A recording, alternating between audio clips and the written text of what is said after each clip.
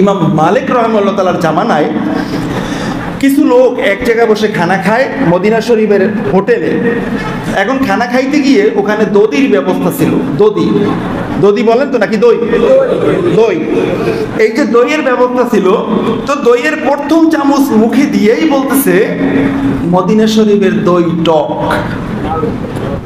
এই কথা বলার পরে অন্য সবাই এই কথাটা বেশি পছন্দ করে নাই, কিন্তু উনি একজন আলেম, ওনাকে কিছু বলেন নাই। তো রাত্রের স্বপ্ন দেখতেছে আল্লাহ রাসূল সাল্লাল্লাহু আলাইহি ওয়াসাল্লামের চেহারা মোবারক লাল টকটকে রাগে। আল্লাহ রাসূল এসে বলতেছেন, বেয়াদব, বেয়াদবের জায়গা পাও না। মদিনা শরীফের দধি যদি টক হয়ে থাকে, যেখানের দধি মিষ্টি সেখানে তুমি চলে যাও। আল্লাহু আকবার। আল্লাহ রাসূলের পক্ষ থেকে ধমক। লোকটা ধমক শুনে ঘুম ভাঙ্গা থরথর করে কাঁপতেছে। কি দেখলাম, কি দেখলাম, আমি বললাম কি? আর নবীজি এত কষ্ট পাইছেন এই কথায়, যেই জায়গার দধি মিষ্টি সেখানে চলে যাও। উনি আর নিজেকে সামলাইতে না পাইরা উনি চলে গেছেন ইমাম মালিক রহমতুল্লাহ আলাইহির কাছে। হুজুর, আমি তো বড় বিপদে পড়ে গেছি। আমি এই কথা গত রাত্রে বললাম, এই রাত্রেই নবীজি এসে আমাকে এই ধমক দিলেন। ইমাম মালিক রহমতুল্লাহ আলাইহি চেহারা লাল করে বলতেছেন, তুমি যদি তোমার ঈমান বাঁচাতে চাও এই মুহূর্তে মদিনা থেকে বের হয়ে যাও, কারণ আল্লাহর রাসূলের নির্দেশ তোমার উপরে মদিনা থেকে বের হওয়া। বলুন আল্লাহু আকবার। ওই লোকটা মদিনা শরীফের দই টক বলছে। আরে মদিনা শরীফের দই টক হইলেই কি, মিষ্টি হইলে কি? আমি আব্দুল্লাহ ভালোবাসলেই কি আর না বাসলেই কি?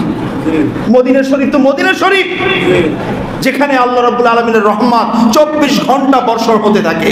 আল্লাহ নূরের 70,000 ফেরেশতা প্রত্যেকদিন রওজা শরীফে আসে, ফজরের সময় আসে, মাগরিব পর্যন্ত রওজা মোবারক তওয়াফ করে, আর আমার নবীকে দরুদ ও সালাম পাঠ করে। আবার সন্ধ্যাবেলা তারা চলে যায়, সন্ধ্যাবেলা আবার 70,000 আসে, তারা সকাল পর্যন্ত নবীর রওজা মোবারক তওয়াফ করে, দরুদ ও সালাম পড়ে, আবার সকালে চলে যায়। এমনি ভাবে কিয়ামত পর্যন্ত চলতে থাকবে। নবীজি আমার বলছেন, কিয়ামতের দিন যখন আমার রওজা মোবারক ফাটানো হবে, আমি পুনরুত্থান হব, তখনও উঠে আমি দেখব আমার রওজার চারপাশে 70,000 নূরের ফেরেশতা আমি নবীকে সালাম দিতেছে। আল্লাহু আকবার। যেই দিনে নবীকে রওজা মোবারকে রাখা হয়েছে, ওই দিন থেকে শুরু হয়েছে কিয়ামত। শুধু কিয়ামত নয়, পুনরুত্থান দিবস পর্যন্ত এটা চলবে। বলুন না আল্লাহু আকবার। ওই মৌলবীরাই বলে মদিনা শরীফে যাওয়ার দরকার নেই। তুমি মদিনা যাইতে দিলেই কি আর না দিলেই কি?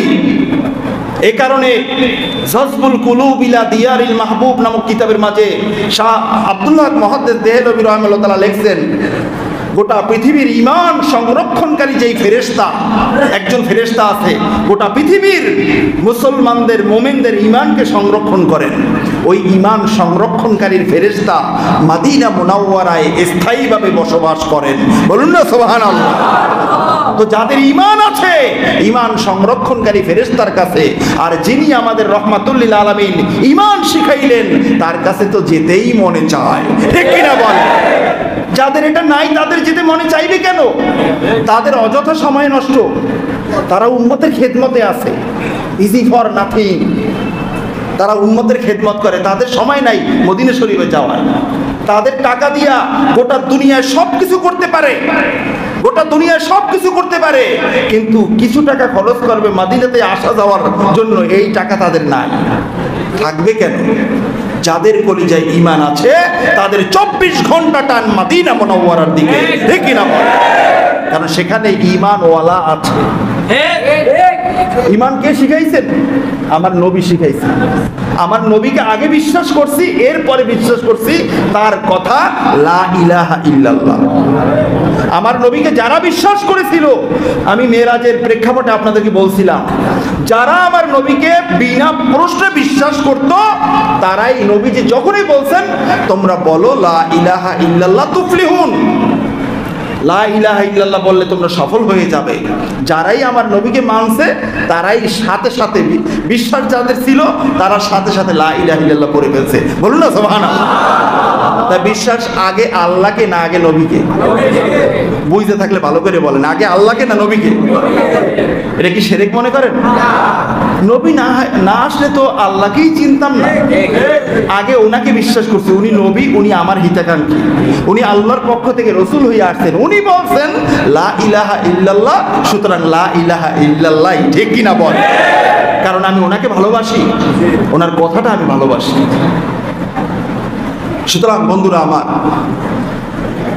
কথা বলতে গেলে অনেক কথা, আজকের সমাজটা একেবারে শেষ করে ফেলছে।